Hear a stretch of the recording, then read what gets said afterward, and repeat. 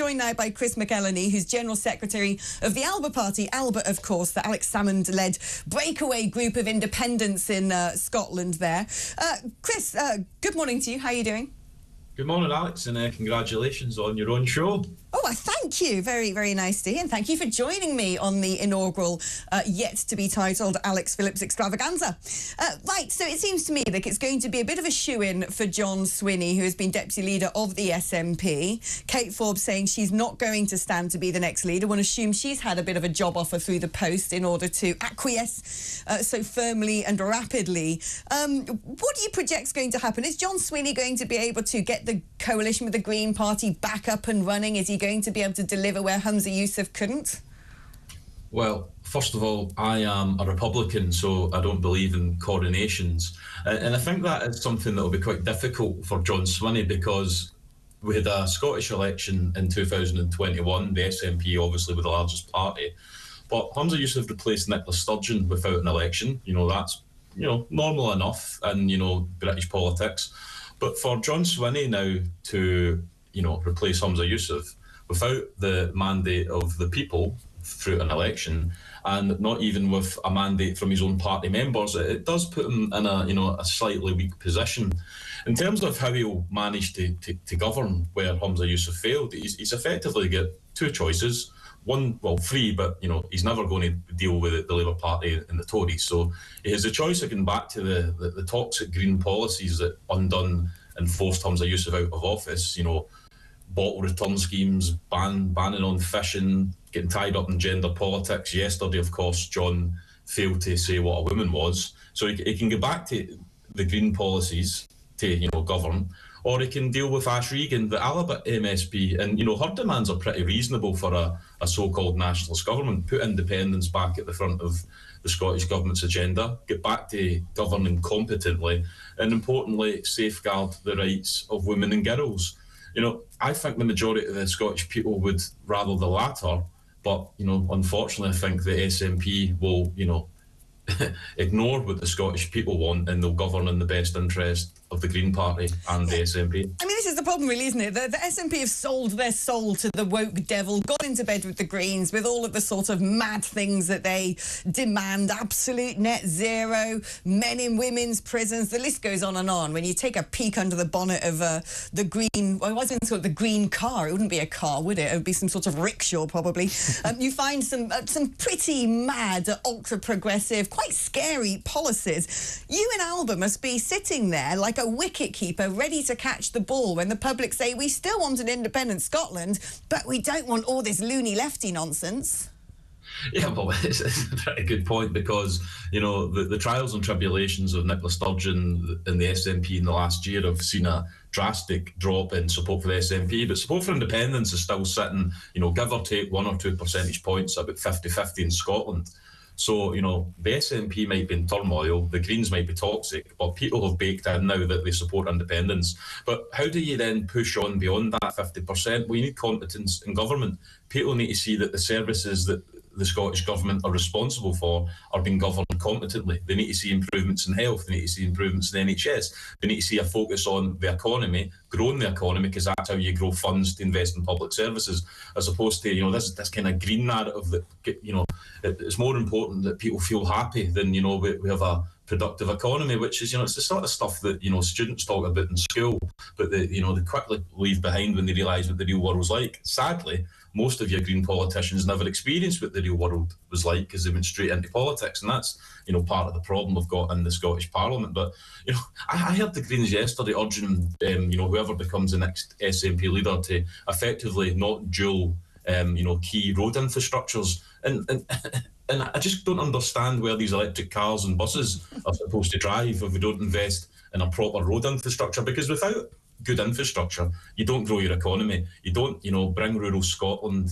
closer to the central belt. You don't, have an easy, transport of goods. You don't have people being able to move about your country. So, it just makes no sense whatsoever. And sadly, the SNP under Alex Salmond, David Cameron, could never once say that he didn't run the Scottish Government competently.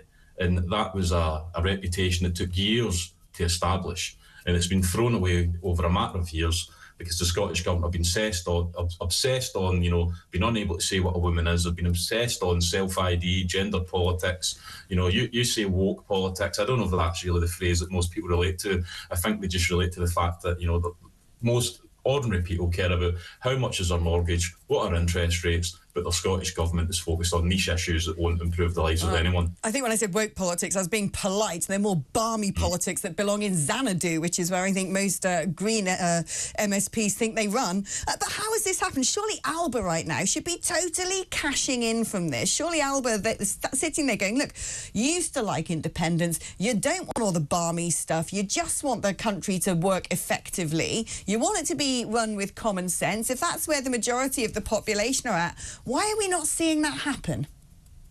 Well, there was a poll released on Monday that covered last weekend, so that was before Humza Yousaf resigned, and we were sitting on 9% in one of the regions in Scotland, and in a PR system that would probably get you 2 seats at the Scottish Parliament election. So, you know, we're seeing, you know, an upward trajectory in polls. I think that will continue to improve. You know, John Swinney, you know, lots of people say he's honest, he's a decent man, he's a safe pair of hands, but, you know, I personally, without being critical, I don't see him as this inspirational leader, you know, a Lech Wałęsa that's going to, you know, rally the people of Scotland towards freedom.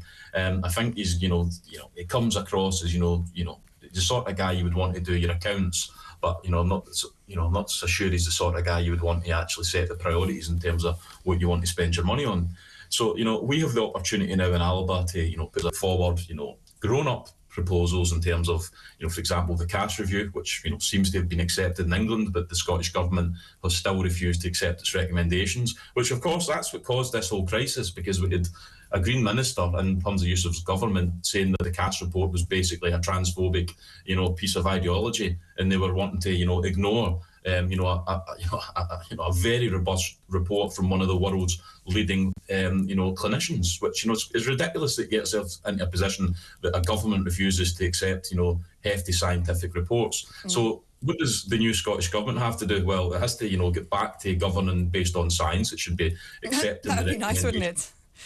I think, you know, most people would like, you know, 2 + 2 = 4. Let's get back to, you know, the basics, you know, instead of this, you know, we've been living in this world that because people keep shouting loudly that 2 + 2 = 5, you know, we must accept that we're bigots if we don't. Talking about mathematics there, we've obviously been having local elections here south of Hadrian's Wall, and it seems to me that there's a bit of a reflection of what's gone on with the Conservative Party, what's happened to the SNP. I mean, Boris Johnson ate a piece of cake. Nicola Sturgeon had a Fred West forensics tent in her front garden and a getaway motorhome.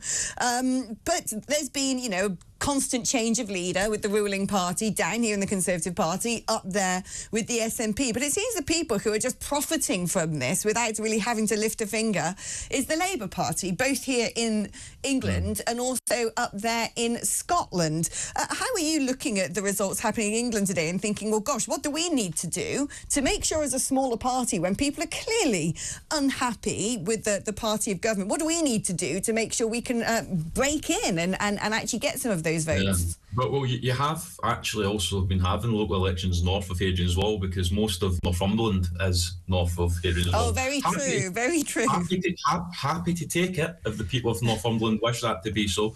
But in terms of the substance of the point, so I think the general election, you know, it's going to effectively be 3 referendums. It'll be a referendum against Labour in Wales, it'll be a referendum against the SNP in Scotland, and it'll be a referendum against the Conservative Party in England. So, the Labour Party don't really need to do anything in Scotland or England, because, you know, the failures of the SNP in government and the failures of the Conservative Party in government are so huge. You know, it would take a massive oil tanker a long time to turn around that position they've locked themselves into. Wales will be, you know, I think slightly more interesting to see, you know, where people go there. But, you know, from an Alba point of view, you know, we're putting forward a coherent strategy in terms of how you push forward the case for Scottish independence, how you get the country back on a competent footing, and, you know, concentrate on the people's priorities: health, education, the economy, jobs, the things that, you know, for 100 years we realised that that's how you win elections, focusing on those issues.